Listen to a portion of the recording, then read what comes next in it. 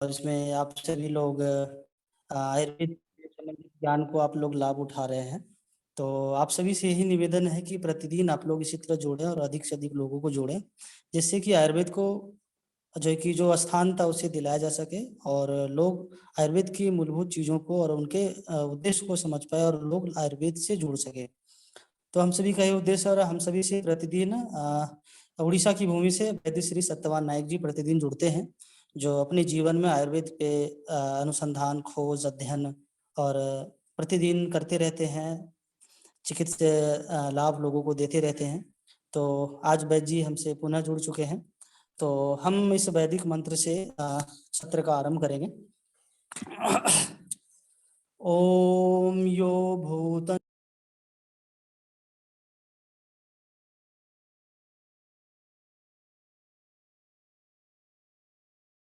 जी दीपक भाई, screen share हो रही है ना? आवाज आ रही है? हाँ, स्क्रीन शेयर हो रही है, आवाज आ रही है आपकी। ठीक है, हाँ मैं फिर से बोलता हूँ। ओम शेयर हो भूतं रही है। च सर्वं यश्चाधितिष्ठति स्वर्यस्य च केवलम् तस्मै ज्येष्ठाय ब्रह्मणे नमः। ओम यो भूतं च भव्यं सर्वं यश्चाधितिष्ठति स्वर्यस्य च केवलम् तस्मै ज्येष्ठाय ब्रह्मणे नमः। तस्मै ज्येष्ठाय ब्रह्मणे नमः। आप सभी को नमस्ते, वंदे मातरम। और आप सभी का स्वागत है आयुर्वेद के आलोचना सत्र में।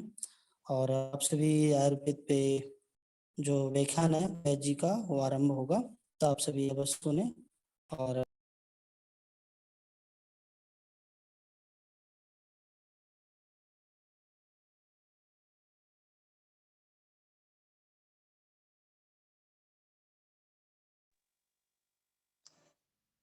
आराम करें दीपक भैया।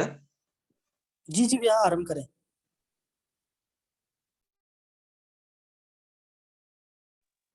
आयुर्वेद के जनक भगवान श्री धन्वंतरि प्रणाम करते हुए आज का आलोचना जो सत्र है वो आरंभ करते हैं। आशा करता हूँ कि आप सभी स्वस्थ होंगे, सुखी होंगे, समृद्ध होंगे।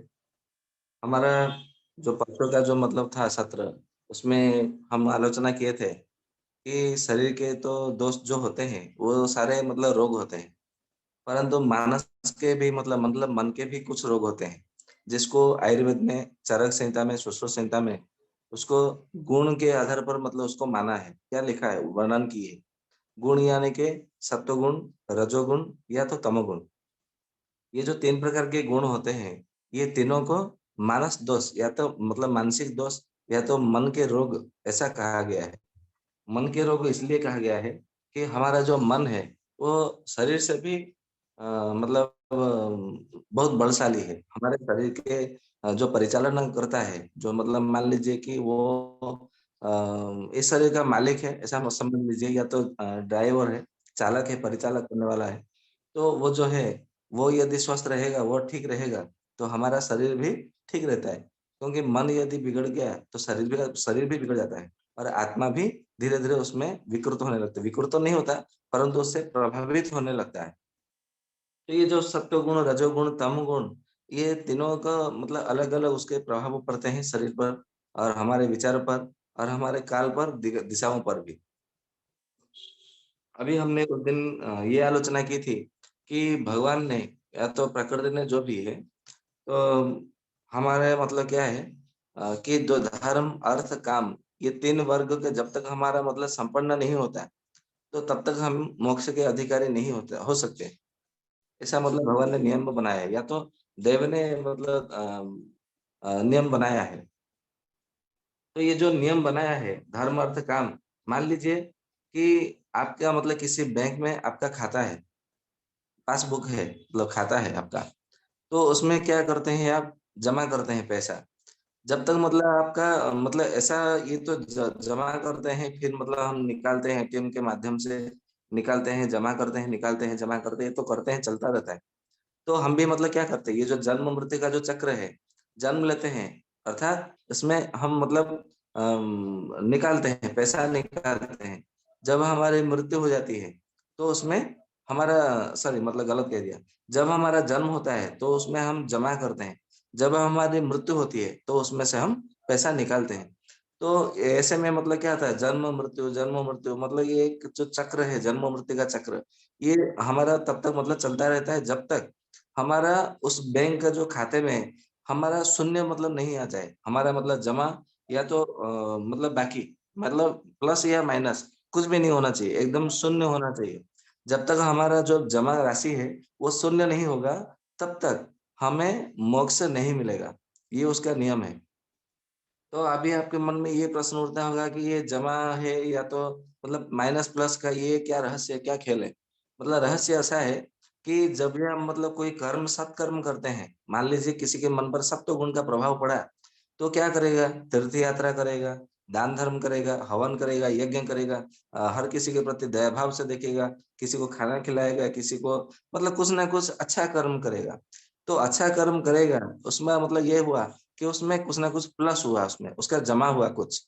मतलब उसने पुण्य संचय कर मतलब बोलते हैं ना कि उसने धर्म मतलब कमा रहे हैं, पुण्य संचय कर रहे हैं, पुण्य अर्जित कर रहे हैं। ये जो बोलते हैं, ये जो पुण्य है, उस खाते में आपका जो बैंक खाते में भगवान के पास जो बैंक है, जो कर्म मतलब फल का जो कर्म या तो फल या तो जो भी उसको कहते हैं, उस जो वो बैंक है जो उधर जो आपका खाता है, उसमें क्या होता है? एक प्लस होता है, मतलब कुछ ना कुछ जमा होता है। जब आप कोई बुरी मतलब संगत में फँस जाते हैं, कुछ बुरा करते हैं, या तो किसी को कुछ गाली देते हैं, गलौज करते हैं, या तो किसी के प्रति ईर्ष्या, हिंसा, या तो किसी के प्रति गुस्सा करते हैं, या तो मन में कुछ विचार मतलब बुरे विचार लाते हैं, या तो कोई बुरा कर्म करते हैं, या तो मद्यपान करते हैं, मांस, मछली ये सब जब खाते हैं, या तो जब मतलब क्योंकि मांस, मछली आप किसी को मारने के बाद ही मतलब आपको मिलेगा। बिना किसी के कष्ट के तो आपको मिलेगा नहीं। तो ये जो मतलब दूसरे के प्रति जो निंदा करना, ये अपवाद करना, अपमान करना, कटुवाणी करना, ये जो भी मतलब है, जो कि दूसरों के ऊपर उसका बुरा प्रभाव पड़ता है, तो ये सब है तमोगुण के आधार पर आता है। और आप मतलब किसी को कुछ नुकसान नहीं कर रहे, परंतु आप अपने परिवार का मतलब भरण-पोषण कर रहे हैं, अच्छा मतलब कर्म कर रहे हैं, अपने मालिक के प्रति बड़े मतलब निष्ठावान हैं, तो ये सब क्या रजोगुण का प्रभाव रहता है। तो भी उसमें क्या होता है, क्योंकि आप अच्छे पिता बने हैं, अच्छी माता बनी है, आपने अच्छा भाई या तो अच्छा बहन बनने का मतलब भूमिका बहुत निष्ठा से निभाया है, या तो आपने समाज के प्रति बहुत अच्छी निष्ठा है, अपना देशभक्ति है, राष्ट्रभक्ति है। आप मतलब अपने गाँव के या अपने शहर के प्रति बहुत जागरूक है, अपने अड़ोस-पड़ोस का बड़ा ध्यान रखते हैं, अपने मित्र, बंधु-बांधवों का बड़ा ही मतलब सवार करते हैं। तो उसमें क्या होगा, उसमें आपका प्लस होगा, उस खाते में कुछ ना कुछ प्लस होगा, जमा होगा। तो जब आप मतलब ये जब फिर भी आप तमोगुण के आधार पर मतलब देखे होंगे कि इस संसार में कोई-कोई बुरा संगत में फँसा रहता है, बुरा कर्म करता रहता है, फिर भी वो एकदम सुखी है। तो कोई-कोई लोग कहते हैं, "अरे! मैं तो इतना अच्छा कर रहा हूँ, फिर भी मैं दुखी हूँ। वो तो बिल्कुल अच्छा नहीं करता, तो दूसरे का बुरा करता है, ये करता है, वो करता है, मांस खाता है, मछली खाता है, दारू पीता है, फिर भी उसको कुछ नहीं होता। उसको लोग इतना मतलब मान देते हैं, उसको इतना भय करते हैं। उसने मतलब इतना बड़ा मतलब संपत्ति अर्जन किया है, इतना धनवान वो मतलब हो गया है। ये सब जो है, उसके पूर्व जन्म के कर्म के पुण्य फल से ही उसको मतलब ऐसा मिल रहा है। क्योंकि उसके खाते में जमा है, वो अभी लोन ले रहा है वो, उसके ऊपर उसको लोन मिल रहा है। उसका या तो फिर ब्याज मिला है, जो मान लीजिए हमारे मतलब किसी ने 10 लाख या 1 लाख रुपया जमा कर देते हैं, तो उसमें तो कुछ ना कुछ हमारे खाते में ब्याज तो मिलता ही है, हर महीने। ठीक उसी तरह उस ब्याज से वो चल रहा है। उसने ये अच्छा कर्म नहीं किया, तो उसमें से मतलब मूलधन है, मूल जो पूँजी है, उस मूल पूँजी से उसका कटौती होने लगा है। परंतु जब वो कटौती का पूरा हो जाएगा, फिर जब वो उसका पूरा माइनस हो जाएगा, तब वो दरिद्र मतलब अपनी जीवन जिएगा, व्याधि होगी, मानसिक उत्पीड़न होगा, कोई ना कोई संकट आता रहेगा, हर कोई इस मतलब उसको हीन नज़र से दृष्टि से देखेंगे, ये सब होता है। ऐसा मैं इसलिए कह रहा हूँ, क्योंकि आयुर्वेद का एक ग्रंथ है, ग्रंथ का नाम है निघंटु रत्नाकर।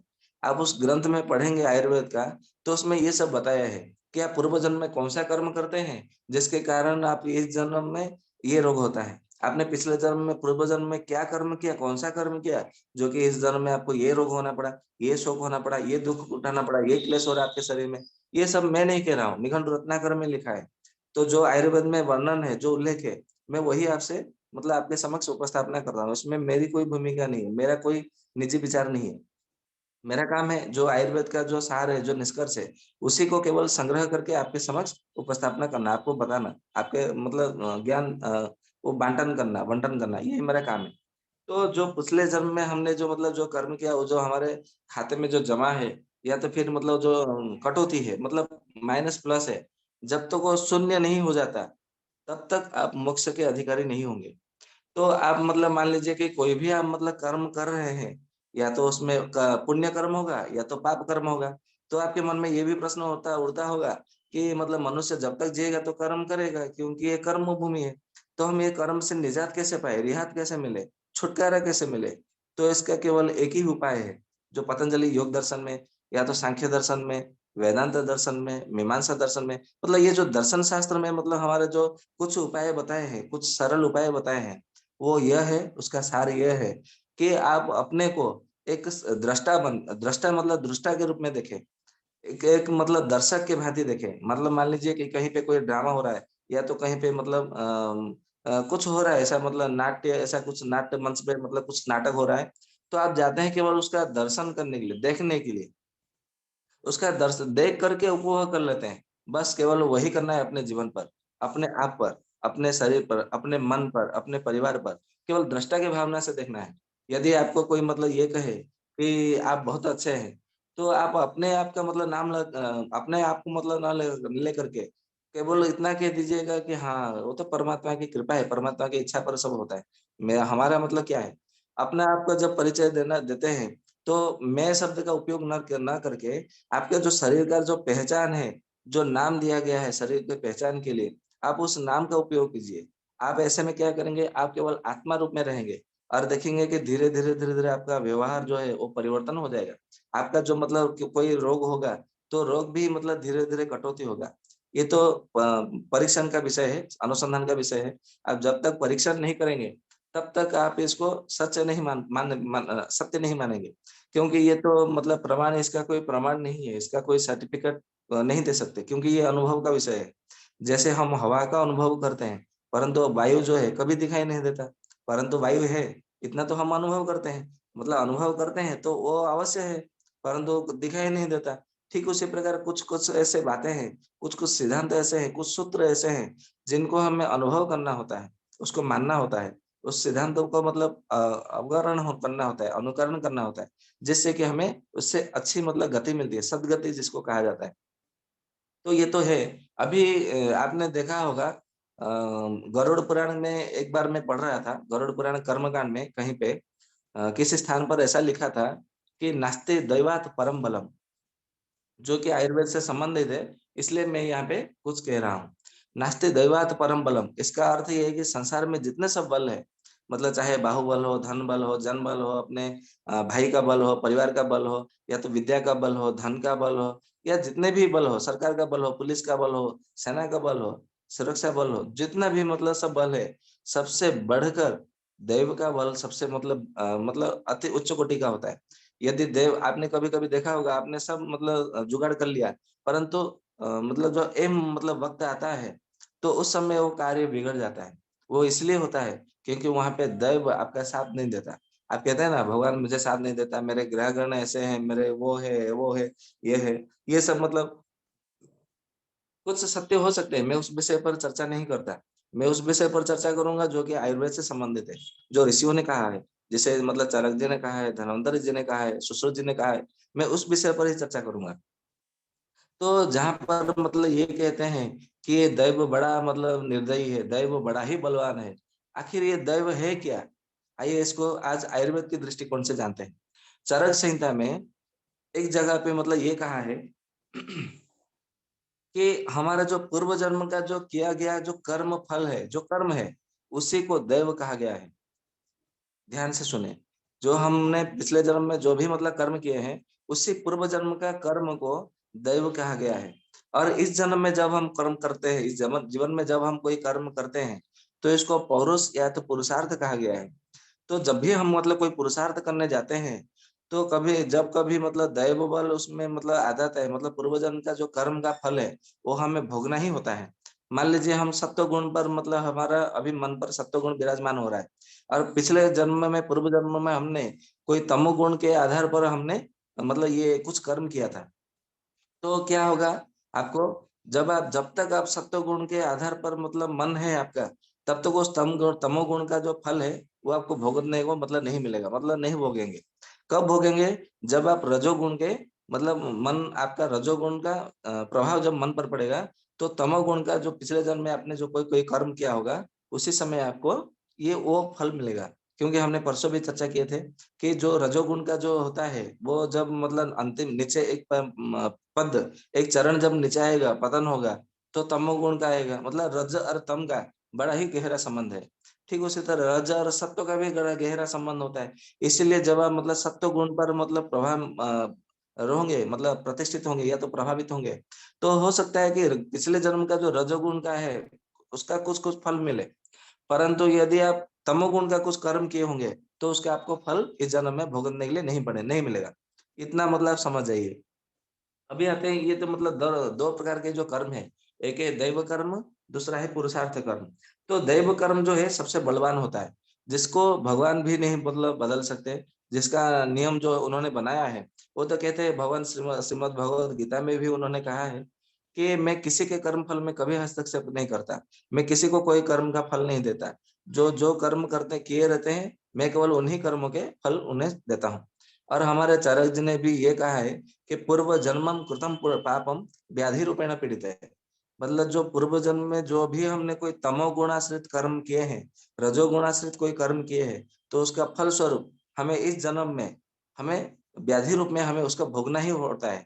यदि हमने किसी को गाली गलौज किया है, जो भी किया है, जो कि ये रजोगुण मतलब के रजो और तम दोनों के मिला से मतलब होता है, क्योंकि ये हमने वाचनिक पाप किया है, तो इस जन्म में हमको वाचनिक पाप ही मिलेगा, मतलब उसका वाचनिक फल मिलेगा। यदि हमने मन में अपने मन में ही किसी को गाली देते रहे, किसी के प्रति ईर्षा भाव रखे, या तो हिंसा भाव रखे, या तो किसी का बुरा चाहा, तो हमने हमें पूर्व पर जन्म में मतलब अगले जन्म में हमें क्या होगा, हमें कोई ना कोई मानसिक रोग होगा।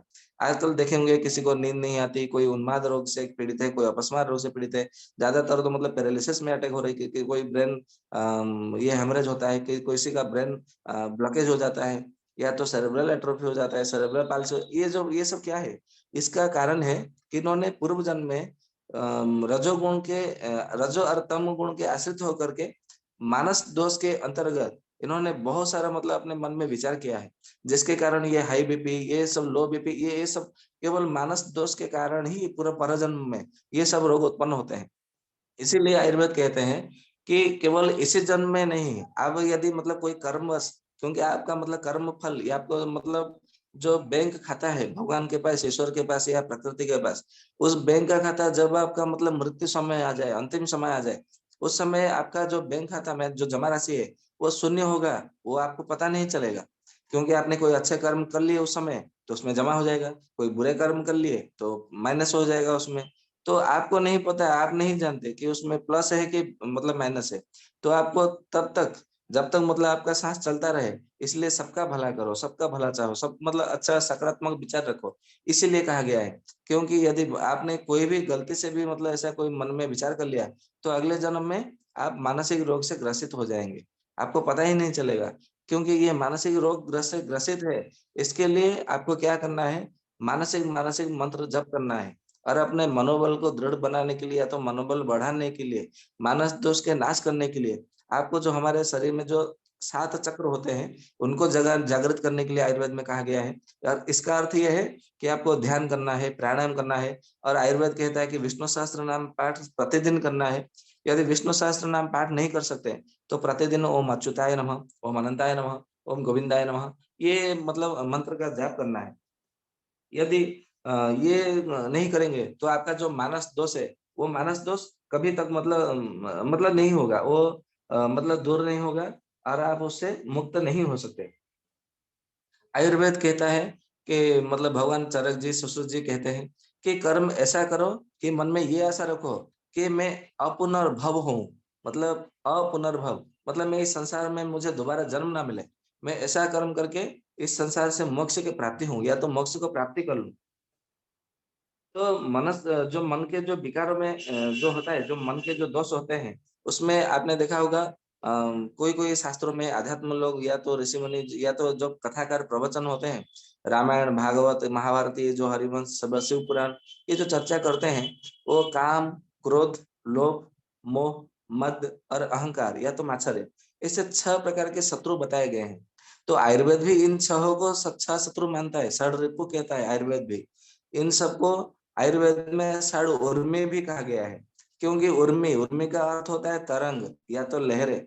जैसे समुद्र की लहरें कभी नहीं रुकती, एक के बाद एक के बाद एक के बाद एक के बाद उसके पीछे पीछे लहरें आती रहती है। तो ठीक उसी प्रकार आपके मन में काम की भावना मतलब जागृत होगी, कभी क्रोध आएगा, कभी लोभ होगा, कभी मोह होगा, कभी मद, कभी मतलब मात्सर्य यानी कि अर्थात अहंकार भी होगा। तो ये जो इसको आयुर्वेद में भी षड उर्मी या तो षड तरंग या तो षड रिपु या तो 6 शत्रु माना गया है। तो ये 6 शत्रु में से आपका जो रजोगुण जब मतलब विकसित होगा आपके मन पर, उसमें क्या होगा? काम, लोभ और मोह, ये जो 3 है, ये रजो आप समझ जाएंगे, समझ जाइए कि इसमें आपका मन के ऊपर रजोगुण का अधिक प्रभाव डाला है, पड़ा है। इसके इसीलिए आपके मन पर काम का मतलब कोई भाव जगा। काम का अर्थ ऐसा नहीं कि कोई पुरुष ने किसी स्त्री को चाहा या कोई स्त्री ने किसी पुरुष को चाहा, वो नहीं।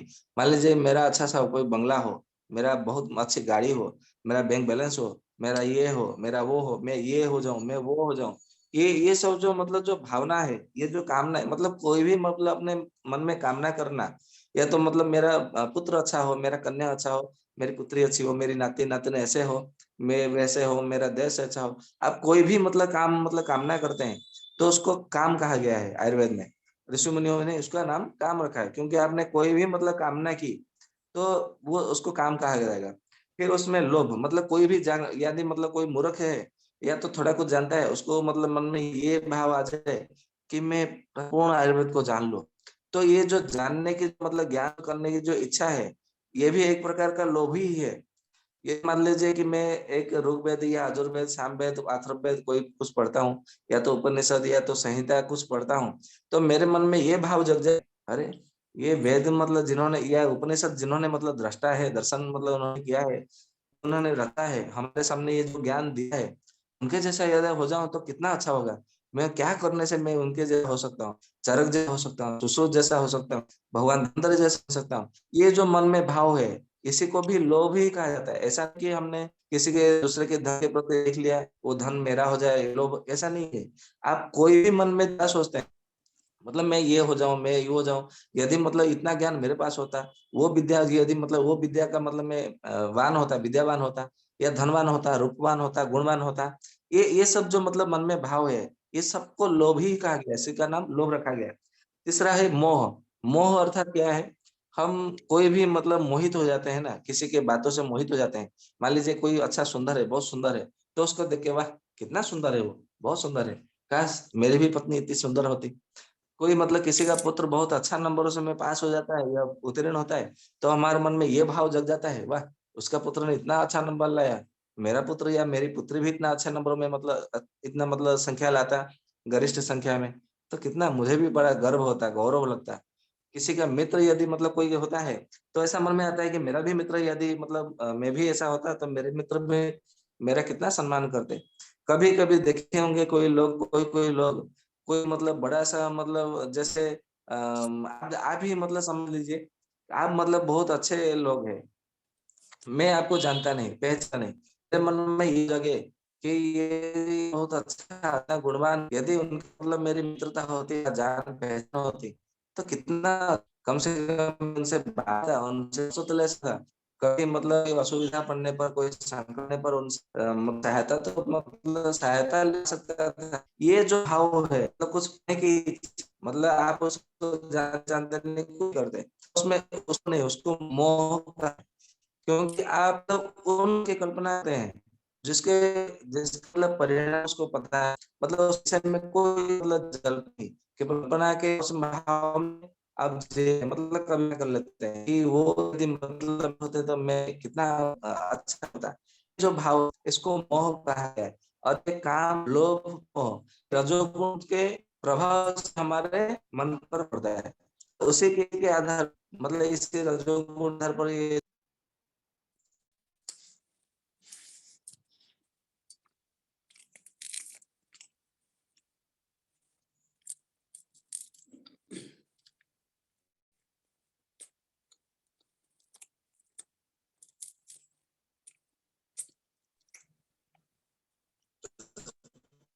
तो मतलब मैं इसी आधार पर हमारा कर्म भी होता रहता है, चलता रहता है, और हम भी उसी कर्म के आधार पर हमें फल भी मिलता है।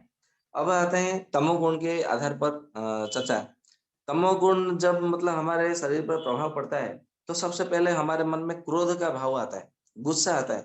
देखे होंगे कोई-कोई एकदम शांत होते हैं, अचानक से गुस्सा मतलब उन्होंने कर लिया, अचानक से मतलब उन्होंने क्रोध भाव उनमें मन में आ गया। तो ये जो क्रोध भाव है, फिर मतलब ईर्ष्या, मतलब किसी के प्रति, अरे! उसका इतना बड़ा धन संपत्ति है, इतना अच्छा घर है, मेरा नहीं है, वो कैसे मतलब हो गया? मतलब मेरे से वो कैसे आगे निकल गए? मैं इतने मतलब करके पढ़ाई करता हूँ, रात-दिन एक करके मैं रात-रात भर जागता हुआ इतना पढ़ाई करता हूँ, वो मेरे से कैसे आगे मतलब इतना अच्छा नंबरों में पास हो गया, मेरे से इतना अच्छा उत्तीर्ण हो गया। ये जो मतलब जलन है, या तो मान लीजिए कि उसके पास मतलब बड़ा बंगला है, मेरे पास नहीं है, मेरे पास गए छोटा-सा स्कूटी है, उसका फोर व्हीलर हो गया। ये जो मतलब वो है, ये सब ईर्ष्या, मतलब कि हर किसी के जब हम तुलना करते हैं, तुलना करने के पश्चात हम अपने को नीचा मतलब थोड़ा गौण मानते हैं, देखते हैं, और उसको नगण्य मतलब कहते हैं, मानते हैं। तो इसी भाव को ईर्ष्या कहा जाता है। फिर आता है एक अहंकार। अहंकार वो मतलब है कि मेरे पास इतना धन है, तुम्हारे पास क्या है? मैं इतना सब जानता हूँ, मैंने इतना पढ़ा किया है, मैं इतना सुंदर हूँ, मेरे पास इतना मतलब भाई है, मेरे पास इतने बंगले हैं, मेरे पास इतने है, मैं ये कर सकता हूँ, तुम क्या कर सकते हो? तुम्हारे पास क्या? अरे तुम मतलब ये हो, वो हो। ये मतलब जो बातें हैं, वो हर किसी को नीचा दिखाने की, मतलब आपको श्रेष्ठ बनाने, बल्कि जो मतलब जो भाव है, मैं ही श्रेष्ठ हूँ, और मतलब से मतलब हम लोग बहुत श्रेष्ठ हो, मैं ही, ये मतलब भाव है, ये अहंकार देखिए। तो ये अहंकार जब होता है मन में, तो समझ जाएगा कि ये भी तमोगुण का ही आश्रित है। तो इसके आधार पर आपका शरीर बनने लगता है, और इसी के आधार पर आप कर्म भी करते हैं, और आपका फल भी मतलब होगा। और भी मतलब इसका मुख्य गुण माना है, और ऊपर इसके रजोगुण की अ, अभी करना, मतलब अपने में शोक करना, अपने मतलब मन थोड़ा मतलब उदास करना, बराबर, मेरा ये हो गया, ये ऐसा है, मुझे हो गया है, ये जो चिंता होती है, और मन में मतलब ये शोक करना, मतलब कोई स्वभाव रहे, और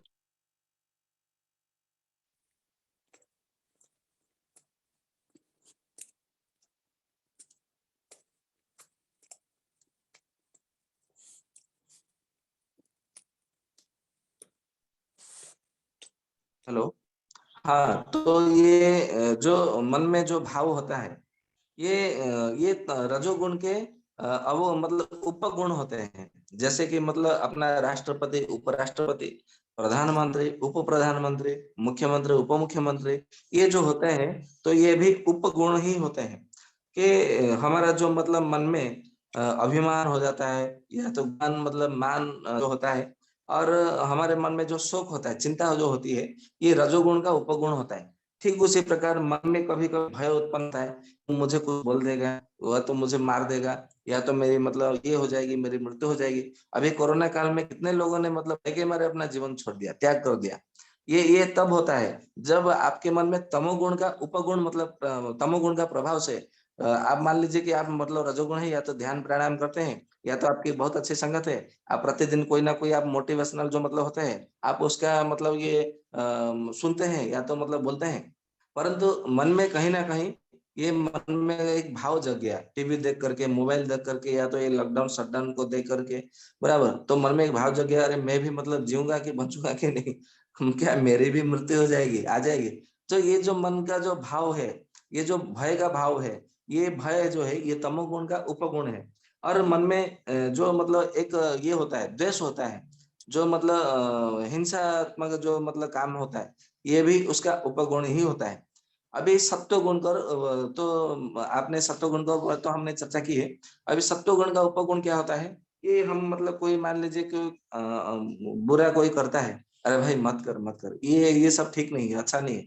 तो एक काम कर, तो प्रतिदिन है ना, श्रीमद् भगवत गीता के एक श्लोक पढ़, या तो कुछ मतलब संहिता पढ़, कुछ अच्छा मतलब अच्छे लोगों से मिल, अच्छे संगीता से लोग संगत कर, या तो एक काम कर, एक व्यक्ति है, मैं उनको जानता हूँ, वो बहुत बड़े मतलब महात्मा है, तो उनके पास जा, या तो फिर एक काम कर, यूट्यूब का ये चैनल देख, ये सब्सक्राइब कर ले, ये प्रतिदिन एक-एक उसका सीरीज आता है, या तो एक-एक वीडियो उसका देख, ये जो हम जो दूसरे लोगों को हम जो रास्ता बताते हैं, जैसे ज्योतिषी लोग होते हैं, पंडित लोग होते हैं, ये जो रास्ता बताते हैं, मार्गदर्शन करते हैं कि तो एक काम कर, प्रतिदिन भगवान शिव जी का दर्शन कर, या तो एक काम कर, तो मतलब भगवान ये हनुमान जी का ये मंत्र जप कर, मंगलवार मंगलवार को ये लड्डू चढ़ा, ये बूंदी का भोग लगा, या तो माता जी का तो आराधना कर, या ये कर वो कर, या तो भगवान सूर्य देव को अर्घ्य चढ़ाओ, नमस्कार करो, सूर्य नमस्कार करो, या तो प्राणायाम करो, या तो ये ध्यान करो, ये मंत्र, ये सब जो बातें जो बताते हैं, ये सत्व गुण का उपगुण है। मतलब वो स्वयं करते हैं नहीं करते वो तो पता नहीं, मतलब वो स्वयं कर नहीं करते, परंतु दूसरे को बोलते हैं कि मैं करूँ ना करूँ, मैं नहीं कर पाता हूँ समय के अभाव से, परंतु तुम लोग करो, आप लोग करो, आप करिए और इसका फल भोगिए। ये जो कहने वाले लोग हैं, तो समझ लीजिए ये सत्व गुण का उपगुण है, जिसके कारण वो आपको अच्छा मार्गदर्शन मतलब देते हैं। जब हमारा मन में ये सत्वगुण, रजोगुण, तमोगुण जो भी मतलब होता है, प्रभावित पड़ता है, तो उसका क्या होता है, हमारे शरीर पर भी उसका प्रभाव पड़ता है। कैसे पड़ता है? मान लीजिए आपने सत्वगुण का मतलब ये प्रभाव पड़ा है आपके मन पर, मन के ऊपर, देखिए कि आपको बड़ी संतोषता मतलब मिल रही होगी, बड़ी प्रसन्नता होगा, प्रसन्नता प्राप्त होगी। अब देखेंगे कि आपका शरीर है ना एकदम मतलब हल्का लगता होगा, ऐसा लगता होगा कि मतलब मुझ में कोई रोग नहीं है, मुझ में कोई शोक नहीं, मुझ में कोई दुख नहीं, मैं एकदम व्याधि से ग्रस्त नहीं हूँ, मुझ में कुछ अभाव नहीं है, मैं एकदम ठीक ठाक हूँ, ईश्वर की कृपा से बिल्कुल स्वस्थ हूँ, ये मन में भाव आता है। जब आप रजोगुण का भले मुख्य गुण, प्रधान गुण या तो उपगुण से जब ग्रसित होते हैं, तो ऐसा लगता है मैं आज तो ठीक हूँ, पता नहीं कल क्या होगा, मेरे बच्चे लोग क्या होंगे, मेरे माता पिता का क्या होगा, मेरा उसका क्या होगा, वो क्या होगा, मेरे देश का क्या होगा, ये जो विचार जो है आने वाले कल के लिए, ये तो समझे ये रजोगुण का प्रभाव से आपके मन में ये विचार आता है, बराबर। जब तमोगुण का जब मतलब कोई प्रभाव होता है, तो ये मन में विचार है, अरे कुछ नहीं, मैंने ये कर दिया है, मैंने वो कर दिया है, मैंने इंश्योरेंस पॉलिसी कर दिया है, मेरे बैंक में इतना बैलेंस है, क्या होगा, कुछ नहीं होगा। मैं यदि मतलब मैं मर भी जाऊं ना, तो मेरे 7 पीढ़ी तक बैठ कर खाएंगे तो भी वो मतलब धन कभी मतलब खत्म नहीं होगा, मैंने इतना जमा किया है। ये जो अहंकार वाली मतलब जो बातें हैं, या जो भी मतलब ये मतलब ये तो ऐसा है कि मतलब ये सृष्टि का नायक वही है। कहने का अर्थ है कि ये सारे सृष्टि की रचना उसने मतलब वही व्यक्ति ने की है, और ये सारे सृष्टि का पालन का दायित्व भी उसी के ऊपर है, और ये सारा सृष्टि जो है उसी के इशारे से मतलब चल रहा है। तो इसी के आधार पर वो इतना मतलब जो बोलते हैं जो कॉन्फिडेंस, जो ओवर कॉन्फिडेंस या जो भी मतलब जो बोलते हैं आत्मा मतलब जो होता है वो जो, तो उसी के आधार पर वो बोलता है। तो ये जो होता है ये तमोगुण का प्रभाव से कारण उसके मुंह से ये वचन मतलब निकल जाता है। तो हमारे शरीर में ऐसा कहते हैं, पतंजलि योग दर्शन में पतंजलि ऋषि ने कहा है, ये जो हमारा शरीर 84 अंगुल का बना हुआ है, मतलब हर किसी के यदि छोटे बच्चे का जो देखेंगे, उसके हाथ के अंगुल से नापेंगे तो 84 अंगुल होगा। कोई बूढ़ा व्यक्ति होगा उसका देखेंगे तो 84 अंगुल होगा उसके हाथ से। यदि आप अपने हाथों से मतलब देखेंगे शीश से लेकर तलुओं तक, मतलब शिखा से तलुओं तक, तो 84 अंगुल ही होगा। इसलिए एक एक अंगुल का एक एक लाख योनि मान करके हर किसी मतलब शास्त्रों में 84 लाख योनि से भटक भटक भटक करके आप फिर मनुष्य योनि में आते हैं, ऐसा मतलब कहते हैं।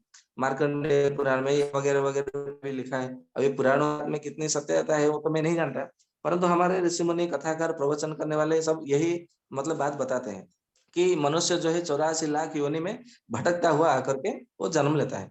84 लाख योनि इसीलिए क्योंकि हमारा जो शरीर का जो नाप है, उसकी जो मतलब परिमाण है, वो 84 अंगुल है।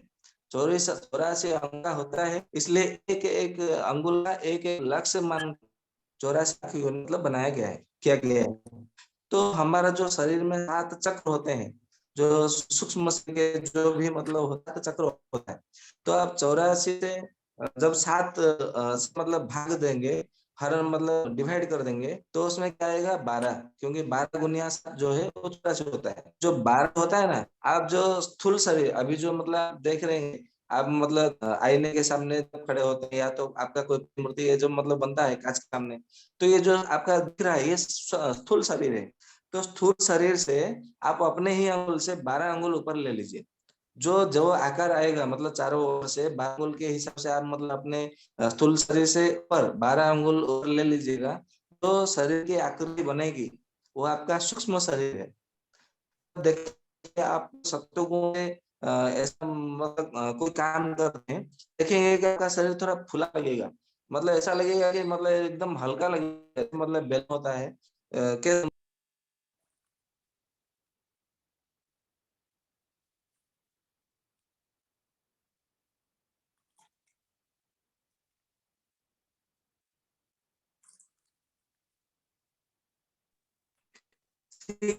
उसी तरह जब हमारा मतलब सूक्ष्म शरीर, जब हम सप्तम के आधार पर जब हम मतलब कुछ करते हैं, कुछ कोई काम करते हैं, तो देखेंगे कि आपका जो सूक्ष्म शरीर है, एक मतलब सूक्ष्म से प्रभाव पड़ता है, जिसके कारण स्थूल शरीर का इतना आपको अनुभव नहीं होता। ठीक उसी तरह जब रजोगुण या तो तमोगुण का जब प्रभाव पड़ता है, रजोगुण का, तो सूक्ष्म शरीर आपका जो 12 अंगुल जो मतलब बाहर था, वो आपका शरीर के चमड़े से एकदम मतलब सटक जाता है। तो आपको थोड़ा मतलब भारी जैसा मतलब अनुभव होगा। उस समय ऐसा लगेगा कि मुझे किसी ने छुआ है, या तो मतलब मुझे कोई हवा ने किसी ने मुझे स्पर्श किया है, या तो ऐसा लगेगा कि आपके मतलब साथ में कोई है। ऐसा कभी-कभी लगता है ना, तो कोई है या नहीं है, आप मन में ये चिंतन कीजिए कि परमात्मा मेरे साथ है और मुझे जो छुआ है वो मेरा सूक्ष्म शरीर ही मुझे छुआ है। किसी और ने मतलब छूने की साहस नहीं है, धृष्टता नहीं कर सकता। ये मन में विचार कीजिए तो आपका मन जो जो भय है वो दूर हो जाएगा।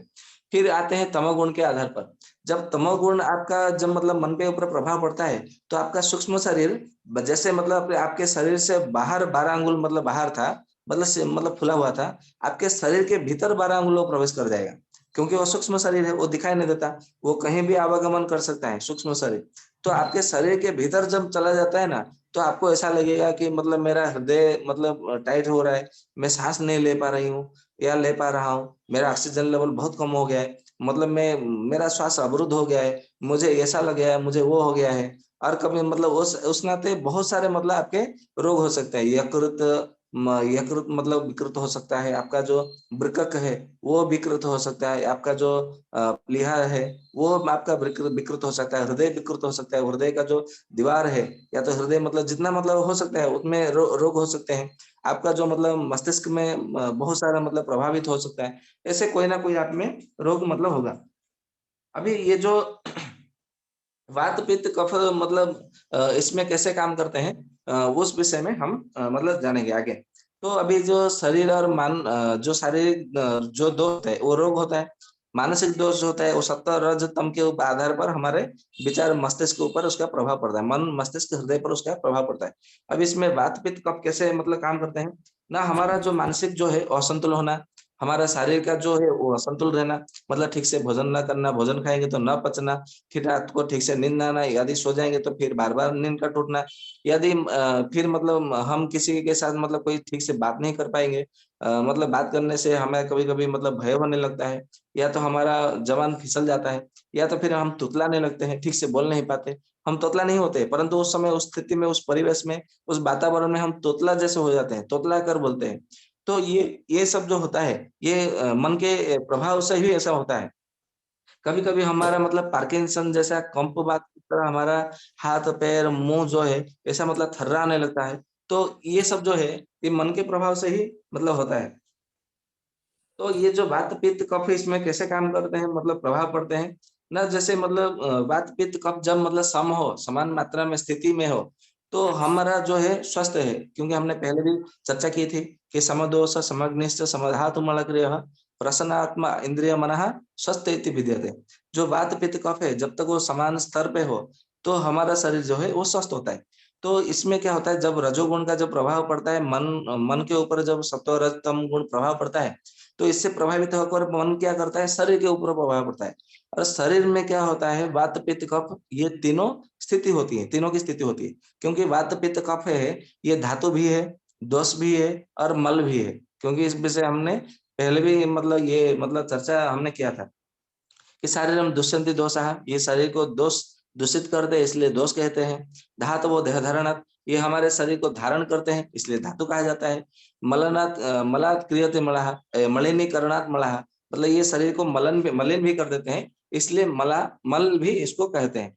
परंतु ये जब समान भाव से स्थित रहते हैं, वात पित्त और कफ, तो यही हमारे लिए बल का ये हो जाते हैं, मतलब बल का कारण होता है। या तो मतलब बल समझ लीजिए कि जब मतलब आपका वायु स्थित है, तो आपको बलवान मतलब लगेगा, अनुभव होने लगेगा, बल का अनुभव एहसास होने लगेगा। पित्त यदि मतलब स्थित है तो आप कितना भी मतलब ठीक से भोग लगेगा और ठीक से पचन भी होगा और आपके सारे धातुएं मतलब ठीक मतलब बनने लगेंगे, आपको कोई रोग नहीं होगा।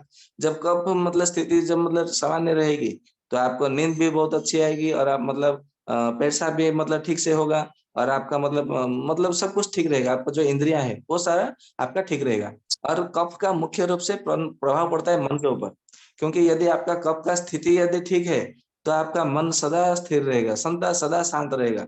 और एक रहस्य की बात यह है, जब किसी का कफ मतलब जब सदा स्थिति रहता है, मतलब यदि आपका कफ जो है थोड़ा बढ़ भी जाए तो उसमें कोई चिंता की बात नहीं है, क्योंकि आयुर्वेदकार ऐसा बताते हैं, चरक, सुश्रुत, धन्वंतरि या जो बड़े-बड़े जो आयुर्वेदाचार्य हैं, वो ऐसा बताते हैं कि आपके शरीर में यदि कफ की मात्रा थोड़ी बढ़ी रहती है सदा, तो आपको जीवन में कभी कैंसर नहीं होगा, आपको कभी मधुमेह नहीं होगा, आप कभी बीपी से कभी ग्रसित नहीं होंगे, आपका हृदय रोग मतलब आपको कभी हृदय का कोई समस्या नहीं रहेगी, आपको ब्रेन की कोई समस्या नहीं रहेगी, आपको पैरालिसिस कभी नहीं होगा, जो वात रोग कभी नहीं होगा, आपको जितने सारे जो पित्त रोग है वो कभी नहीं होगा। तो कहने का अर्थ ये तात्पर्य ये है कि हमें क्या करना है, समय हमेशा मतलब वात पित्त कफ को तो स्थिर करना ही है। यदि कफ यदि थोड़ा बढ़ जाए तो इसमें चिंता करने की आवश्यकता नहीं है, क्योंकि कफ थोड़ा बढ़ा हुआ है, क्योंकि बरसात के मौसम में नदी का जल स्तर थोड़ा बढ़ जाता है, तो उसमें चिंता की कोई बात नहीं। जैसे ही वर्षा ऋतु का मतलब चलन होता है, आवागमन हो जाता है, तो ठीक उसे मतलब जल स्तर भी होने लगता है। तो हमारा शरीर भी तो वही है, यत पिंड तत् ब्रह्मांड है। तो हमारे से कफ का स्तर बढ़ा है, कोई बात नहीं, आज बढ़े तो कल शांत हो जाएगा। 2 दिन में 1 दिन मतलब खाना छोड़ दीजिए। आप एक काम कीजिए कि बोलो मुल्लेठी या तो गिले ऐसा मतलब कुछ लीजिए या तो कोई नींबू पानी पीजिए, तो धीरे-धीरे वो ठीक हो जाएगा। तो इसमें घबराने की कोई बात नहीं है। तो ये जो मतलब वात पित्त कफ है, ये हमारा मतलब बहुत ही मतलब बड़ा महत्वपूर्ण है। अभी ये जो वात पित्त कफ के आधार पर जो हमारे शरीर में प्रभाव पड़ते हैं, हमारे शरीर में जो रोग उत्पन्न होते हैं, उसमें केवल 3 ही कारण है। ये ध्यान में रखना परम आवश्यक है। केवल 3 कारण, ये 3 कारण के माध्यम 3 कारण के कारण से ही हमारे शरीर में रोग उत्पन्न होते हैं। पहला कारण असात्म इंद्रिय अर्थ संयम। ये चरक संहिता में चरक जी ने लिखा है, मैं नहीं कह रहा हूँ।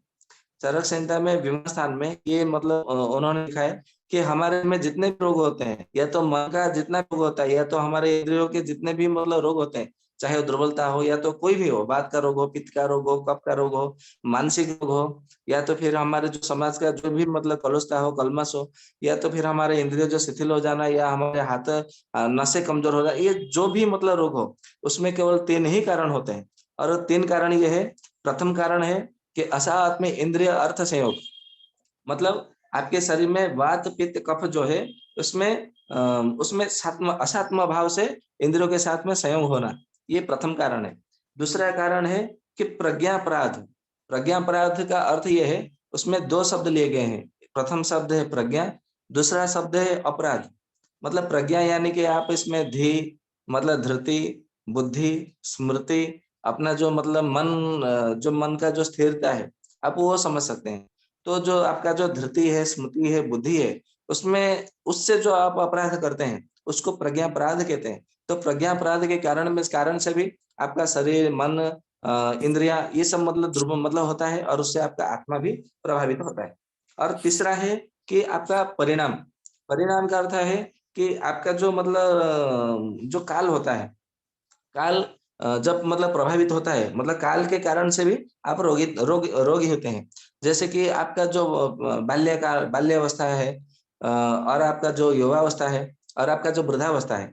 बाल्यावस्था में आपका कफ प्रधान रहेगा, तो आप विभिन्न प्रकार के कफ से रोग मतलब ग्रसित होंगे। जैसे देखेंगे छोटे बच्चों को कफ की समस्या रहती है, सर्दी, खाँसी, जुकाम अधिक मात्रा में होता है। छोटे बच्चों को बुखार ज़्यादा होता है और नाक से पानी बहना शुरू होता है, उसको मतलब छींके आना, हर बात पे थोड़ी बात पे उसका मुँह फूल जाना, ये सब जो समस्या होती है, ये उसके काल के आधार पर होता है। जैसे कि जब दांत उसके निकलते हैं, दंत भेद करके जब मतलब निकलते हैं, तो उस समय भी मतलब उनको पतला झाड़ा होता है, दस्त होते हैं, अतिसार होता है, बुखार होता है, रात को सो नहीं पाते हैं, उसको उल्टी आना, ये सब जो मतलब जो होता है, ये काल के प्रभाव से होता है। फिर दूसरा जो होता है युवावस्था में हमारा क्या होता है, पित्त प्रधान रहता है, पित्त का प्रभाव रहता है। तो पित्त प्रभाव होने से हमें अजीर्ण होती है, फिर अपचन होती है, अग्निमांद्य होता है, फिर हमारा धातु जो है वो धातु क्षय होता है, शुक्र क्षय होता है, स्वप्न दोष होता है, स्त्रियों में आर्तव दोष की समस्या रहती है, पेट की समस्या बहुत रहती है, यकृत की समस्या रहती है, फिर रक्त की मात्रा में जो परिमाण होता है, परिमाण उसकी मात्रा जो है वो कम हो जाता है, वो पित्त के माध्यम से होता है। और हमारे जो 5 पित्त है, वो पांचों पित्त उसमें विकृत हो जाते हैं। ठीक उसी तरह जब हमारे मतलब वृद्धावस्था आती है, तो वृद्धावस्था में क्योंकि ये वात प्रधान होता है, तो वायु का जो मतलब समस्या होती है, जो मतलब वायु के जो 80 प्रकार के रोग हैं, उसके आधार पर उसको कोई ना कोई रोग उसमें अवश्य उत्पन्न होते हैं। तो यदि आप चाहते हैं कि मैं कभी रोगी ना हूँ, मैं कभी बीमार ना पड़ूँ, तो आपको सबसे पहले ये 3 कारणों को नष्ट करना होगा। क्योंकि आयुर्वेदकार ऐसा बताते हैं, चरक, सुश्रुत, धन्वंतरि जितने सब आयुर्वेदाचार्य हैं, वो सब बताते हैं कि आयुर्वेद जो है कारण को नष्ट कर दो तो रोग स्वतः नष्ट हो जाएगा, अपने आप नष्ट हो जाएगा। आपको रोग की चिकित्सा करने की रोग को नष्ट करने की आवश्यकता नहीं है। रोग के जिस कारणवश आपको रोग हुआ है, केवल आपको उस कारण को नष्ट करना है, कारण को जड़ मूल सहित उखाड़ के फेंकना है। जब आपका कारण नष्ट हो जाएगा, तो आपका रोग भी स्वतः नष्ट हो जाएगा और आप भी स्वस्थ हो जाएंगे। तो रोग का कारण ये नष्ट करना है, तो रोग का सारे रोगों का कारण ये केवल 3 है। ये असात्म इंद्रिय अर्थ संयोग और प्रज्ञापराध और ये परिणाम यानी कि काल। काल आयुर्वेद के अनुसार 2 प्रकार के होते हैं। तो हम कल से क्योंकि तो 8:50 के आसपास है, तो हम इसमें आज आरंभ नहीं करेंगे। मैं केवल आज मतलब थोड़ा बता देता हूँ कि हमारा जो काल होता है, काल 2 प्रकार का है। एक ऋतुजन्य होता है और हमारा जो काल होता है, बाल्यावस्था, युवावस्था, वार्धक्यावस्था या वृद्धावस्था। और एक काल होता है, काल यानी कि स्थिति, मतलब वो स्थिति कैसा होता ना, हमारा जो समय होता है, हम कहीं पे मतलब क्या करते हैं, क्या मतलब कैसे करते हैं, ये उस आधार पर भी हमारा मतलब भूतकाल, भविष्यकाल, वर्तमान काल, या आप ये 3 काल भी ले सकते हैं। तो ये जो काल का भी मतलब काल के कारण से भी हमें मतलब दोष होता है, मतलब रोग होता है। मतलब रोगियों की संख्या तो 88,000 मतलब बताया गया है आयुर्वेद में। तो ये मुख्य 3 कारण ही है जो कि सारे के सारे 88,000 रोग हमारे शरीर में उत्पन्न होते हैं। और एक जगह पे एक आचार्य ने लिखा है, आयुर्वेदाचार्य मतलब किसने कहा ये तो मुझे स्मरण नहीं, परंतु उन्होंने कहा है कि शरीरम व्याधि मंदिरम, ये जो शरीर है ये व्याधियों का, रोग का घर है। तो आप इसको चाहने से भी आप ये रोग से मतलब छुटकारा नहीं पा सकते, मुक्त नहीं हो सकते। तो आपको ऐसा कुछ करना है, ये सारे के सारे रोग जो है आपके साथ अच्छा मतलब अनुकूल व्यवहार करे, आपके साथ अनुकूल स्थिति बनाए रखे, जिससे कि आप उस रोग से पीड़ित न हो। तो यही मतलब एक रास्ता है। इसके लिए आप रोगों से न भय मतलब भयभीत ना हो, और अपने शरीर को स्वस्थ रखने के लिए अपने मन का विचार जो है वो अच्छा रखे, मन को स्वस्थ रखे, और मन के ऊपर काबू करे, और विष्णु सहस्त्रनाम प्रतिदिन पाठ करें। यदि विष्णु सहस्त्रनाम पाठ नहीं कर सकते, तो ओम अच्युताय नमः, ओम अनंताय नमः, ओम गोविंदाय नमः मंत्र का जप किया करें, और प्रतिदिन शिव जी का दर्शन करें, और अपने माता-पिताओं की सेवा करें, गुरुजनों की सेवा करें, सबके प्रति दया भाव रखें, सबके साथ प्रेम से मतलब आचरण करें, संबंध रखें। तो इससे आपका 50% रोग जो है ऐसे ही नष्ट हो जाएगा। और प्रतिदिन सूर्य को नमस्कार करें, सूर्य जी को, भगवान को जल चढ़ाएँ। क्योंकि आयुर्वेद कहता है कि आरोग्यम भास्करादिच्यते, मतलब जो आरोग्य का जो भंडार है, वो भगवान सूर्य भगवान के पास है, और आपको आरोग्य की प्राप्ति जो है उन्हीं से मिल सकती है, उनकी कृपा से आपको प्राप्त हो सकती है। बड़ा ही सहज से मिल सकता है। तो आपको भगवान सूर्य को प्रसन्न करने के लिए केवल आपको उनको क्या करना है, नमस्कार है, नमस्कार ही करना है। क्योंकि ऐसा कहा है आयुर्वेद में, नमस्कार प्रिय सूर्यम, केवल सूर्य भगवान को नमस्कार करने से ही वो प्रसन्न हो जाते हैं। नमस्कार मतलब हाथ जोड़ करके नमस्कार करना नहीं।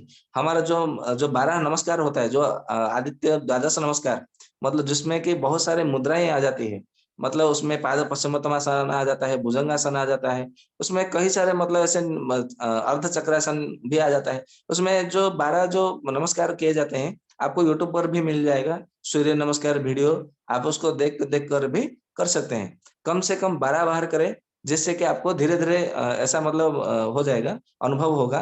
क्योंकि ऐसा कहा है कि ऐसा मतलब उन्होंने कहा है कि जो प्रतिदिन मतलब सूर्य नमस्कार करते हैं, वो जीवन में कभी दरिद्र नहीं होता। क्योंकि दरिद्र तब होंगे जब आपका शरीर रोगग्रस्त होगा। यदि आप शरीर से स्वस्थ होंगे तो आपको पैसे खर्च करने की जो आवश्यकता नहीं है। जितना मतलब उपाय मतलब आय करोगे, उपार्जन करोगे, वो सब संचित रहेगा। इससे आप कभी दरिद्र बनेंगे नहीं। इसका सीधा सा सरल अर्थ है। तो हम आज का सत्र यहीं पर विराम देते हैं। आपके मन में आज के सत्र को लेकर किसी के मन में कोई शंका हो या संकोच हो तो निसंदेह प्रश्न कर। जी, वैद्य जी का बहुत बहुत धन्यवाद इस तरह के ज्ञान को प्रकाशित करने के लिए। और इसी तरह से निवेदन है वैद्य जी हमेशा देते रहें, और आप सभी सदस्यगण से भी निवेदन है कि समय पे जोड़े और औरों को भी लाए। जैसे कि आयुर्वेद का जो विशाल भंडार है, जो आयुर्वेद का पिटारा है, आप सभी के बीच वैद्य जी इसी तरह से खोलते रहे और आप सभी के बीच प्रकाशित करते रहे। तो आप सभी भी उत्साहित हो कि हमें सीखना है, हमें समझना है, जिससे कि वैद्य जी को भी इच्छा हो कि नहीं हमें बताना है, हमारे से सीखने वाले भी लोग हैं। तो ये आपको देखना है, क्योंकि ये जो है कि ये समझना ही होता है कि प्यासे को ही आना पड़ता है कुएं के पास।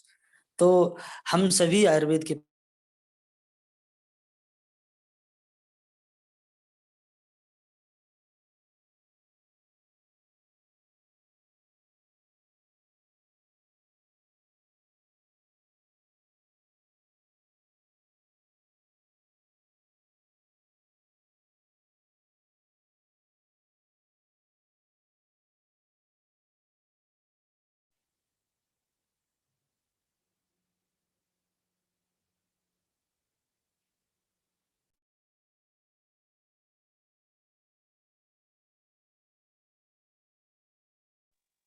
जी, दीपक भाई आवाज़ आ रही है?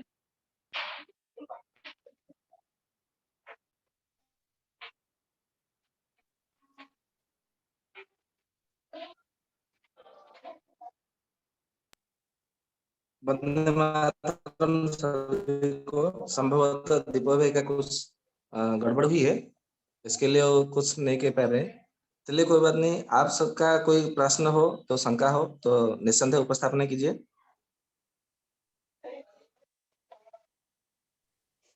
सर नमस्ते सर, जैसे आपने बोला कि तीन सूर्य व्यक्ति। को नमस्कार करने के लिए मतलब हाथ जोड़ के नमस्ते नहीं करना, सूर्य नमस्कार के जो 12 स्टेप होते हैं, 12 स्टेप वो करने, तो वो 12 टाइम्स करना चाहिए। जी जी, ऐसा मतलब आयुर्वेद आयुर्वेद ने कहा है। अच्छा, कि मतलब आपको 12 टाइम्स। मतलब यदि आपका जो आप जो द्वादश नमस्कार करते हैं उसको एक नमस्कार माना जाता है, तो 12 बार नमस्कार करना है, जिसके आपका अच्छा, 12 गुनिया 12 मतलब 144 मतलब हो जाएंगे, हाँ 144 जी हाँ जी, समझ स्टेप गए, होंगे उसमें। मतलब ई स्टेप 12 टाइम्स हो गया ना। ठीक है सर। जी जी। हेलो। हाँ जी, वंदे मातरम। नमस्कार जी। हाँ जी नमस्कार, बोलिए। सर एक फैमिली मेंबर को है ना हाथों में प्रॉब्लम है। क्या प्रॉब्लम है भैया? हाथ मतलब काम नहीं करते, हथेली में दर्द होता है, रात को सोते टाइम बहुत ज्यादा दर्द होने लगता है। अच्छा, मतलब पुरुष है कि महिला है? महिला है जी।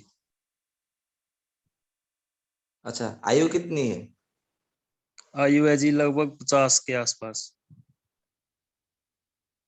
अच्छा, उनकी माहवारी की चल रही है कि बंद हो गई है?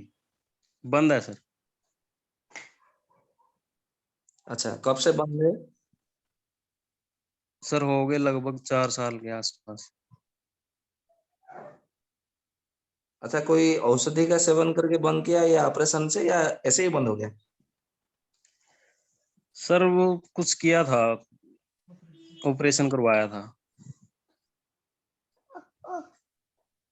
अच्छा, ये तो गर्भाशय तो नहीं निकाला ऑपरेशन करके? निकाला है सर। हाँ, तब तो फिर गड़बड़ है। कोई बात नहीं, आप नोट कर लीजिए। आयुर्वेद की एक औषधि है बृहत बात चिंतामणि रस, उसमें से 2-2 गोली। महायोगराज गुगुलू 2-2 गोली, बराबर। तो मतलब बृहत बात चिंतामणि रस 2 गोली, महायोगराज गुगुलू 2 गोली, और साथ में चंद्रप्रभा बटी 2 गोली। 6 गोली आपको दूध के साथ में लेना है, सुबह में भोजन के बाद और रात को भी भोजन के बाद। और जो महामास तेल करके आती है, महामास तेल एक 100 ml लेना है, और महानारायण तेल 100 ml लेना है। दोनों को मिला करके उसमें मतलब मालिश करना है और उसको थोड़ा सेंक देना है, बराबर। या तो नमक मिले पानी में उसको दोनों हाथों को डुबा करके रखना है। तो ठीक इसमें इतने में आपका जो है ठीक हो जाएगा, बराबर। और 1 ठीक वर्ष तक महायोगराज गुगुलू, सिंहनाथ गुगुलू जो है आपको 1 वर्ष तक निरंतर सेवन करना है। सर, ये आप बता सकते हैं, मैसेज वगैरह कर सकते हैं बाद में सभी जो औषधि है। ठीक है, मैं कर दूंगा आपको, या तो आपको रिकॉर्ड भी मिल जाएगी ना, आप उसमें समझ सकते हैं। कृपया आज का रिकॉर्ड आपको कल मिल जाएगी, आप लोग कल इसे रिपीट करके सुन सकते हैं, तो आप अपनी दवा लिख लेंगे। ठीक है सर। जी। ठीक है सर, धन्यवाद। हमारे ओगन यादव जी करके उन्होंने हैंड रेज किया है, तो कुछ प्रश्न पूछना चाहे तो पूछ सकते हैं।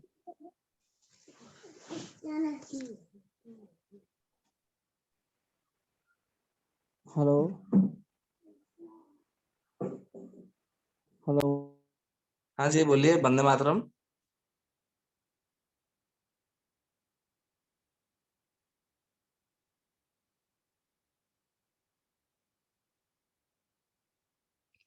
उगन जी,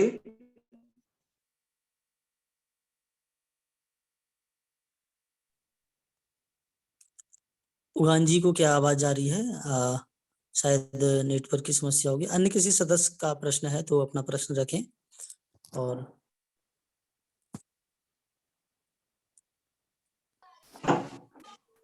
वंदे मातरम सर। हाँ जी, वंदे मातरम। सर, मेरी माँ का तबीयत खराब रहता है, ये इन्हीं के जुबानी आप सुनेंगे या मैं बता दूं? उनको ही दीजिए बताने के लिए, तो संबंध में अच्छा रहेगा। जी। हेलो। बोल काका दिक्कत है, बताओ। हाँ, हेलो। हाँ माता जी, वंदे मातरम। हाँ, यह सौंसे शरीर में बहुत दर्द कर रहा। लगन अच्छा, के से ओल मेल करब, शरीर में ऐसा दर्द कब? करे लगी तो जलन देवे लगी, कबो पेट में, कबो आँख में बुझाई के से एकदम धूप लगे लागल, ऐसे लगे लगी कपार दर्द करे लगी, यही सब। आप थोड़ा हिंदी समझ में पाए बोल सर? लेंगे तो मुझे समझने में अच्छी होगी। जी, मैं बता रहा हूँ। इनके पूरे बदन में दर्द जी रहता है बोलिए। और गैस बनता है, और साथ में लेटरिन सफाई अच्छा, ना होके। सर में दर्द रहता है, और लेटरिन क्लियर नहीं होता है। जी कभी कभी जलन भी होता है छाती वगैरह में, कभी आंखों जी में जैसे इनका लगता है कि जलन ऐसा महसूस धूप होता लगे है, धूप थान, धूप लगने जैसा लगता बड़ी है। खजुएरो करन आँखों कभी से। कभी आंख में खुजली होता है, इस टाइप से मतलब है सर। बहुत सारी है परेशानियां, लेकिन जी, मतलब कुल मिला के गैस इतना ही ज्यादा है, और ये जी हमारा दर्द शरीर में रहल इतना बराबर। ही समस्या है। जी जी, इतना सौंसे ही। शरीर के एनी टाइम नस शरीर लगन में के दर्द आपको लगता क्या है। करना है? जी जी, आपको क्या करना है? एक कुमारिया सब करके एक पानी वाला दवा आती है, बराबर, कुमारिया सब। और एक आती है जी अभयारिस्ट। ये दोनों आपको दवा ले आनी है, बराबर, लिक्विड फॉर्म में आती है पानी। तो इसमें से 4 चम्मच, और उसमें से मतलब कुमारिया सब 4 चम्मच, अभयारिस्ट 4 चम्मच, 1 कप पानी में जी। मिला करके उनको खाली पेट में देना है। दिन में 3 बार आप देते रहिए, लगभग कुछ जब तक वो ये ठीक ना हो जाए तो ठीक हो जाएगा। ठीक है जी। कुमार या सब, और सर अभयारिष्ट अभयारिस्ट। दो जी ही देना है। जी, ये दो यही ही दो देना दवा है, और देना कुछ है नहीं ना? देना है। जी जी, इसी से दर्द जी और जी जी, गैस और सारा चीज ठीक हो जाएगा, जलन वगैरह सब। सब सब चले जाएंगे, सब चले जाएंगे। एक्चुअली बहुत दवा करते हैं सर, कितना भी गैस का दवा देते हैं, इसके बाद भी आराम नहीं रहता है, बहुत परेशान रहती है। कोई बात नहीं, ये आप ये दवा दिए थे, कुमारी आशा और अभयारिस्ट? नहीं सर, इनको नहीं दिए हैं अभी। ऐसे होम्योपैथी की दवा ले रही थी, उसमें से भी आराम नहीं है, बाकी ये नहीं दिया। जी, कोई बात नहीं, आप इसको दीजिएगा। इसको लगभग 100 दिन तक गिन गिन कर दीजिएगा, मतलब 3 महीने। 3 महीने के बाद में आपको एक दवा बताऊंगा, उसको आप 6 महीने तक लेते रहना है, जो कि सदा के लिए ठीक हो जाएगा। 3 महीने के बाद फिर आपसे बात करेंगे सर। जी जी जी बीच में दवा खाला ओके पर सर। बात करल पड़ी ना। सर जैसे आपने बोला कि छोटे बच्चों में कफ प्रकृति ज्यादा होती है, हाँ जी, हाँ जी जैसे हाँ आपने जी बोला कि बिल्कुल छोटे होती बच्चों, है। हाँ जी, कफ प्रकृति ज्यादा होती मैंने है ना। कहा बाल्यावस्था में छोटे बच्चों में जी बिल्कुल होती है। हाँ जी, तो सर उसके लिए क्या प्रिकॉशंस लेना चाहिए? जैसे बार बार बच्चों को जल्दी कोल्ड वगैरह बहुत जल्दी हो जाता है, तो ठंड बड़ी जल्दी जैसे पकड़ती है, तो उसके लिए जी क्या प्रिकॉशंस लेना चाहिए? हाँ, आयुर्वेद की एक परम औषधि है, उसका नाम है रस पिपरी। रस नोट कर पिपरी, हाँ। लीजिएगा। रस पिपरी लाना है और उसको 100 मिलीग्राम की मात्रा में उसको शहद के साथ में चटाना है। या तो फिर आप यूं कर सकते हैं, आजकल तो स्वर्ण प्राशन की बहुत ही मतलब बड़ी होड़ चली है। आप प्रतिदिन प्रतिदिन स्वर्ण प्राशन की एक बूंद उसको मतलब केवल जीवा पर ढालना है, जबान पर पे, सुबह में प्राशन, खाली पेट में। जैसे वो स्नान करके आया बच्चा, उसको बोलना है कि स्वर्ण प्राशन, वो भी बहुत अच्छा काम करता है। आपको उसको कब तक देना है? आयुर्वेद में एक प्रसिद्ध ग्रंथ है जिसका नाम है काश्यप संहिता। काश्यप संहिता को वृद्ध जीव के तंत्र भी कहते हैं, क्योंकि उसमें आप मान लीजिए वो कि पीडियाट्रिक स्पेशल ग्रंथ है वो। उसमें लिखा है कि छोटे बच्चे जो जन्म होते हैं, जन्म से लेकर के जब तक उनको उनकी 16 वर्ष आयु संपूर्ण नहीं हो जाती, तब तक उनको आपको जो है स्वर्ण प्राशन आपको देते रहना है प्रतिदिन। केवल एक बूंद देना है, अधिक मात्रा में नहीं देना है। आप देखेंगे कि उनको कोई सर्दी नहीं होगा, खांसी नहीं होगी, जुकाम नहीं होगा, सर दर्द नहीं होगा, बुखार नहीं होगा, हड्डी मतलब कमजोर नहीं होगी, स्मरण शक्ति तीव्र होगी, और वो मतलब बहुत मतलब शिष्टाचार उनमें रहेगा। उनका आचरण एकदम मतलब नरम रहेगा, बराबर। वो माता पिता के मतलब आज्ञाकारी मतलब संतान होगी। समाज में आपका मतलब नाम भी रोशन होगा, उज्जवल होगा। अरे वाह, ये उसका पुत्र है या ये उसकी पुत्री है, ये तो बड़ा संस्कारी है, बड़ा ही अच्छा है। ये मतलब यदि सुनना है तो जन्म से लेकर आपको 16 वर्ष तक आपको स्वर्ण प्राशन देना है। केवल आप एक स्वर्ण बूंद प्राशन सर दीजिए, या लिक्विड, तो फिर रस पिपरी आती है उसका 100 मिलीग्राम के हिसाब से। सर ये लिक्विड होता है जो आप बता रहे हैं स्वर्ण प्राशन? हेलो। जी जी लिक्विड फॉर्म में आता है, मतलब उसमें घी, ब्राह्मी, शहद वो मिला हुआ आता है। अच्छा अच्छा, ठीक है। बाय मतलब जैसे बच्चा होता है छोटा, बॉर्न बेबी को भी दे सकते हैं? जी जी जी दे सकते हैं। ठीक है सर, इससे मतलब ठंड वंड से बचाव रहता है? जी, उससे ठीक, बच्चे लोगों को होने वाले कोई भी जितने भी रोग है, कोई रोग नहीं होते फिर उससे। ठीक है sir, thank you so much. ठीक है जी। हाँ जी, जी जी धन्यवाद आपका। वंदे मातरम सर। ये हाँ जी बादल बाबू बोलिए जी। मेरा कहना है सर, स्वर्ण प्राशन के बारे में जानकारी मैं भी चाह रहा हूँ।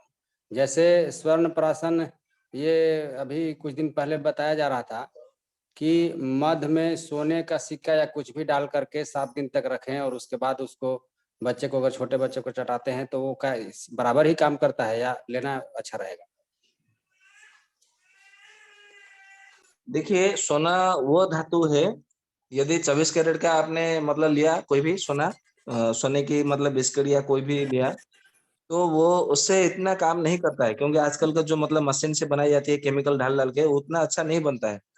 आयुर्वेद के अनुसार सोना जो है 9 प्रकार के होते हैं, 9 किस्म के होते हैं, बराबर। रस शास्त्र जी। में ऐसा कहा गया है। और जितने सारे सोना है, वो जम्बूनद सोना उसमें सर्वश्रेष्ठ होता है।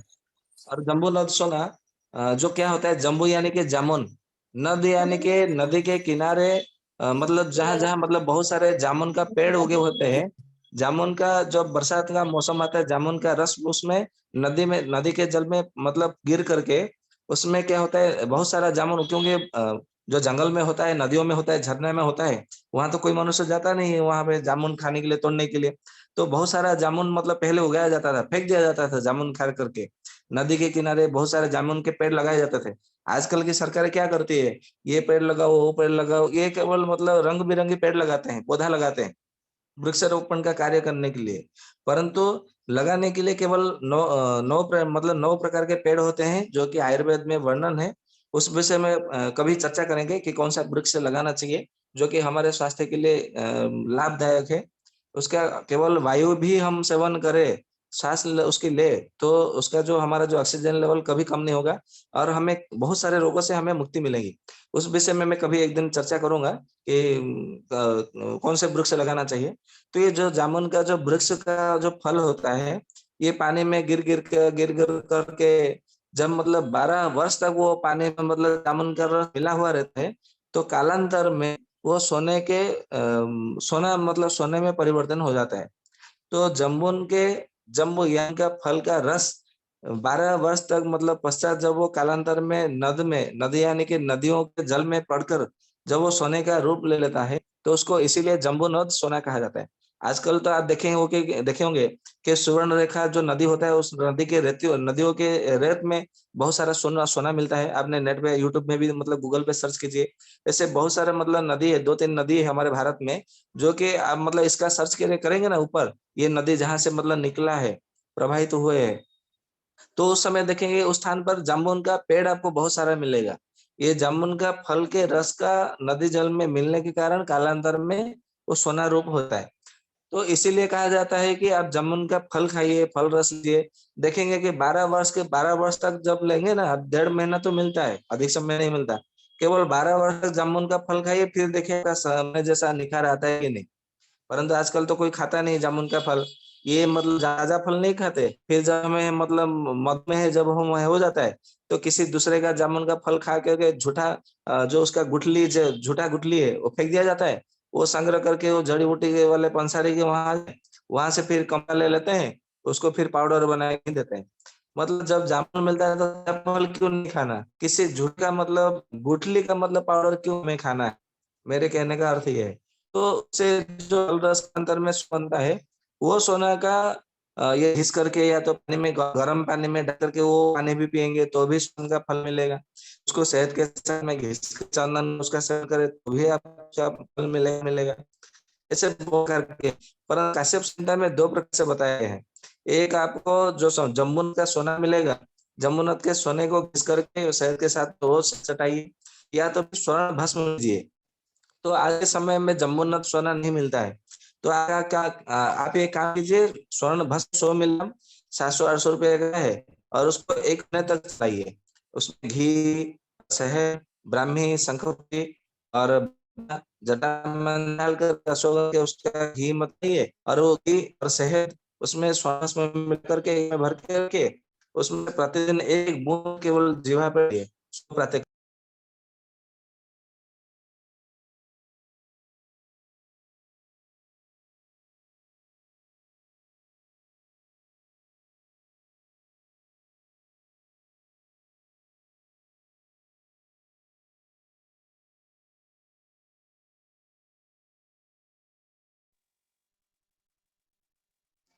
और किसी को कोई प्रश्न है?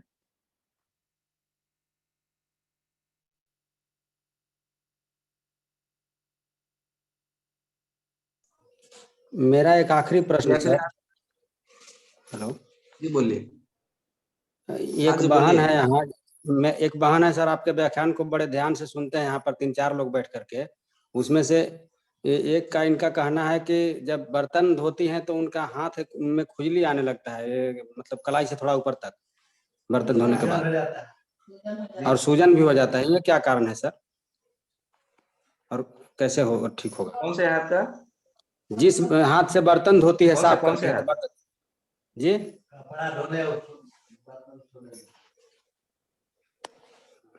हेलो, उनकी आयु कितनी है? आयु उनकी अभी 28 है। अच्छा, आपका आवाज नहीं आ पा रहा है सर, ठीक। उनको माहवारी की कोई समस्या नहीं है ना? मैंने कहा उनकी माहवारी की कोई समस्या तो नहीं है ना?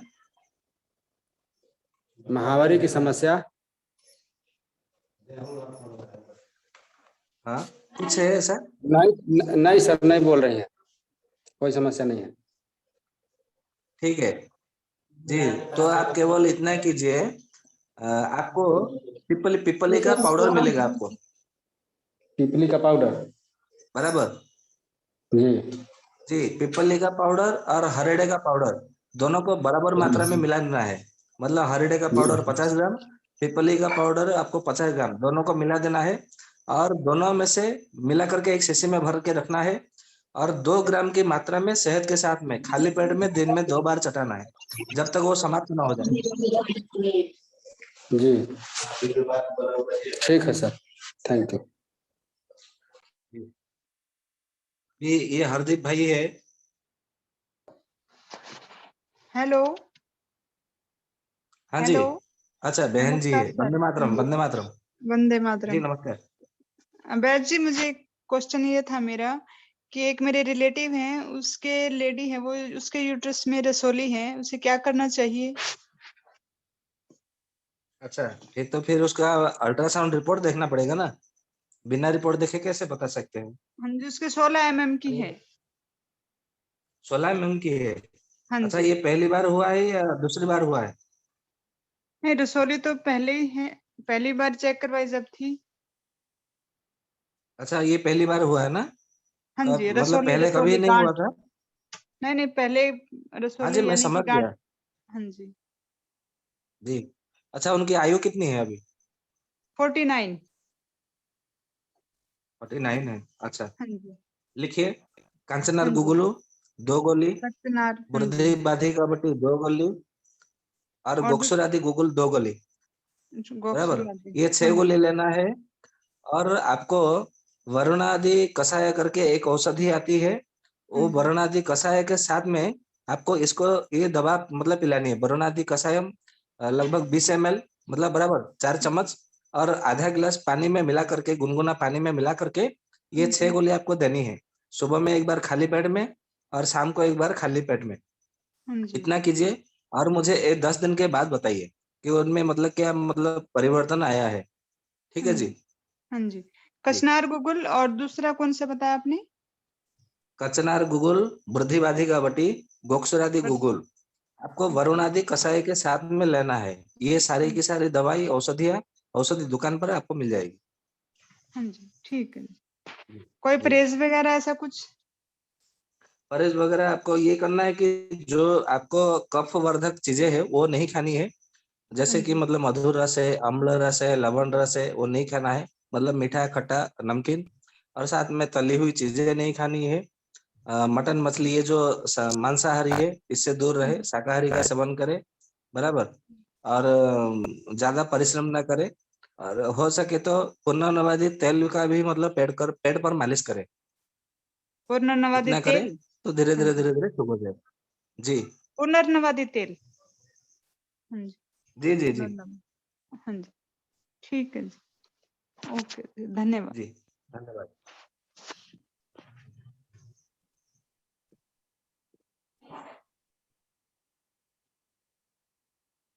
दीपा भैया, आज का सत्र बंद करें? जी जी वैद जी, हाँ सत्र का समय हो चुका है। तो आप सभी सदस्य से निवेदन है समय पे जुड़े और आप सभी जुड़ते हैं, इसके लिए बहुत बहुत धन्यवाद है। तो अधिक से अधिक लोगों तक जोड़े, इसी तरह आप सभी को जानकारियां मिलती रहेगी आयुर्वेद पे, हमारे शास्त्र और संस्कृति पर। जो वैद जी अपने जीवन में अनुभव किए हैं, जो समझे हैं, आपको पूरी बात बताते रहेंगे। तो वैद जी को हम कोटि कोटि बंदन नमन करते हैं, जो अपना कीमती समय निकाल करके हम सभी के बीच में आके ज्ञान का प्रकाश करते हैं। तो वैद जी का इसके लिए बहुत बहुत धन्यवाद है, बहुत बहुत वंदन है और नमन है। तो हम शांति पाठ करके सत्र का अंत करते हैं।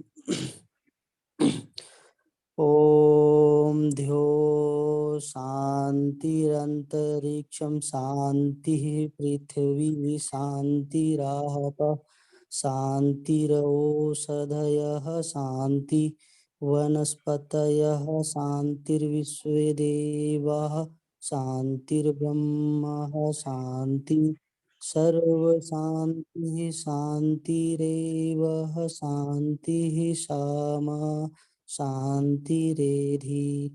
ओम शांति शांति शांति ही। सभी को नमस्ते, वंदे मातरम। राजू भाई अमर रहे। सभी को नमस्ते, वंदे मातरम।